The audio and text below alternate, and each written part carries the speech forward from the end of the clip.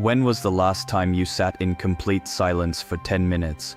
Not meditating, not doing breathing exercises, not listening to a podcast or a guided session, just sitting there, no screen, no input, no agenda. If your honest answer is "I can't remember," I want to tell you what that has to do with the walls you've put up in your relationships. Because the standard story you've been told about emotional walls, that they're an attachment wound from childhood, is partly true. It's also missing half the explanation. And the half it's missing is the half that almost nobody on YouTube is willing to name. In the next 12 minutes, I am going to give you the full picture. Why you have walls. Why standard attachment work hasn't fully dismantled them. And what to do about it that doesn't require you to be in therapy for another 5 years.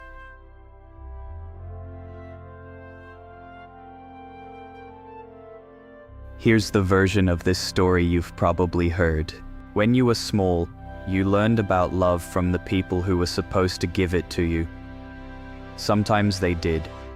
Sometimes they didn't. If your earliest experience of reaching out was followed often enough by absence, contempt, or volatility, your nervous system learned that reaching wasn't safe. Over time, it built defenses. By the time you were a grown man trying to be in a romantic relationship, those defenses came with you. They went up automatically when intimacy got close. You experienced this as preference, or as personality, or as just how you are. It was actually a defensive structure built decades earlier by a child who needed it.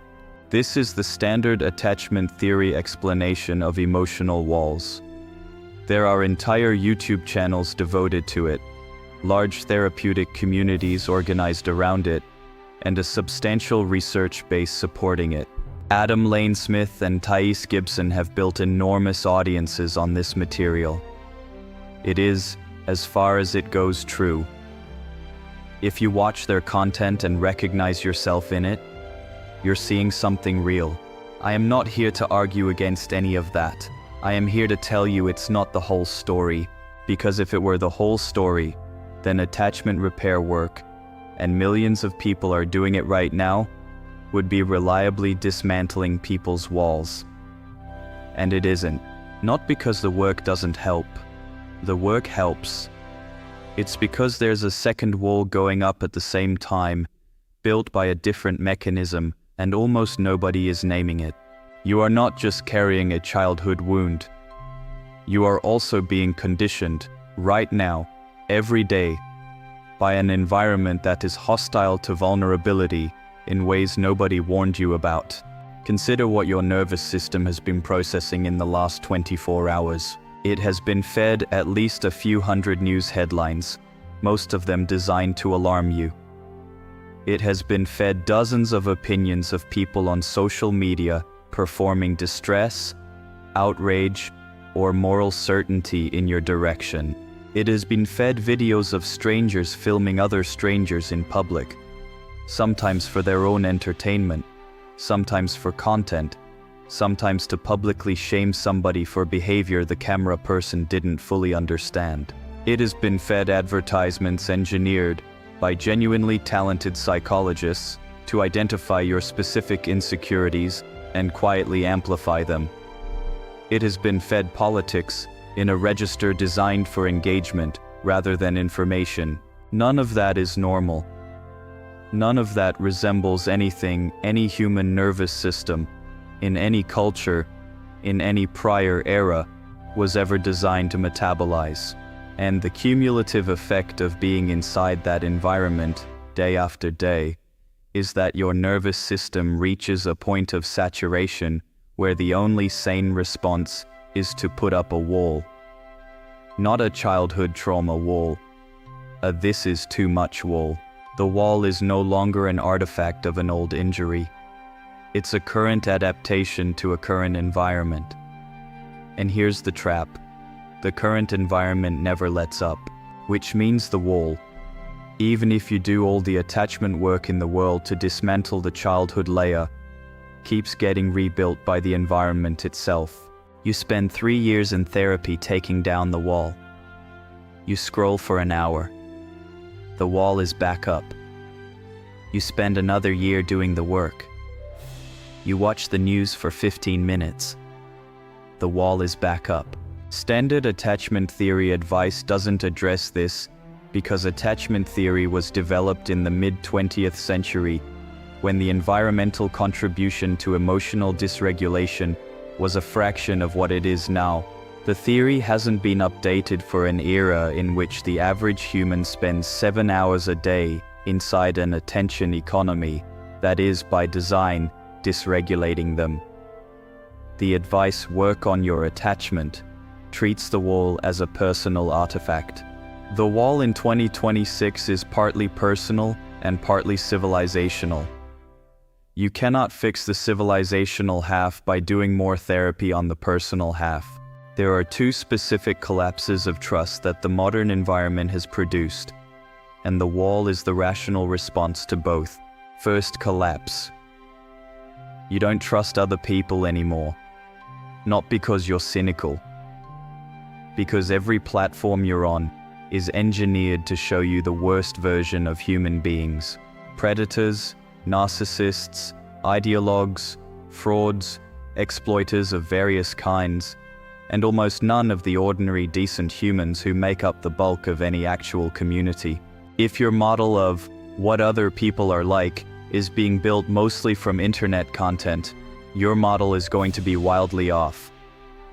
You're going to walk into a room thinking everyone is potentially dangerous. They mostly aren't. Second collapse.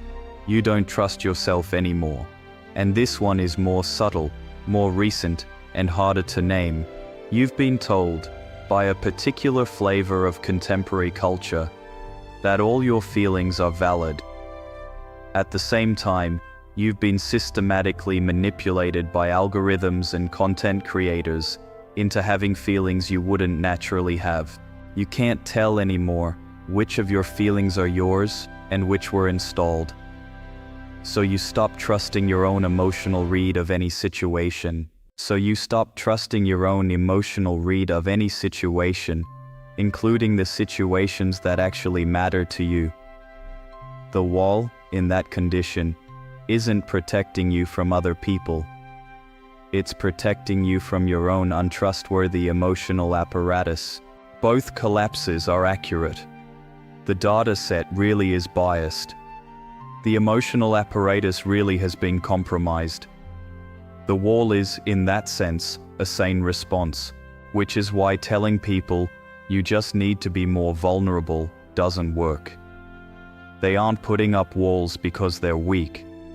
They're putting them up because, given the information they're processing, the walls are the right move. A while back I wrote a song called "Older Than the Wall." It's on this channel. I want to read you the first verse because the verse made this whole argument in 6 lines before I ever made a video about it. We come in open, we come in whole. Then the world starts making us feel small. Fear builds a room, we move right in. Draw the curtains, lock us in.